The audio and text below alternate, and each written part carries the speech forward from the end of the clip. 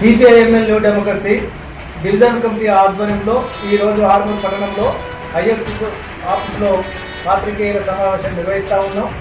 ముఖ్యంగా రైతే రాజు, రైతు లేనిదే రాజ్యం లేదంటూ రైతుని ఆకాశానికి ఎక్కినట్టు మాట్లాడుతున్నటువంటి పాలకవర్గ పార్టీలు, అది కేంద్ర ప్రభుత్వమైనా రాష్ట్ర ప్రభుత్వమైనా, ఇవాళ రైతు అకాల వర్షాలతో బాధపడి హృదయం అంతా గుండె లెక్క, చెరువు లెక్క మారిపోతూ ఉంటే ఎందుకు ఆదుకోవట్లేదని చెప్పి మేము ప్రశ్నిస్తూ ఉన్నాం.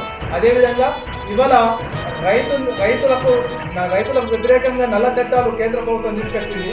వాటికి వ్యతిరేకంగా రైతులు పెద్ద ఎత్తున పోరాటం చేసింది. అటువంటిప్పుడు తెలంగాణ రాష్ట్రంలో రేవంత్ రెడ్డి గారు అనేక మందికి నేను రుణమాఫీ చేస్తానని చెప్పి కేవలం కొంతమందికి చేసి ఇంకా కొంతమందికి చేయలేదు. దాన్ని కూడా మాఫీ చేయాలి, వడ్లకు బోనస్ ఇవ్వాలి, అదేవిధంగా అన్ని రకాల పంటలను కూడా పంటలు మార్పిడి చేయాలని చెప్పి మాట్లాడుతున్నారు. కానీ దానికి తగ్గట్టుగా ప్రభుత్వం నుంచి సహకారాన్ని అందించవలసిన బాధ్యత ఉందని చెప్పి ఈ సందర్భంగా మేము తెలియజేస్తాము.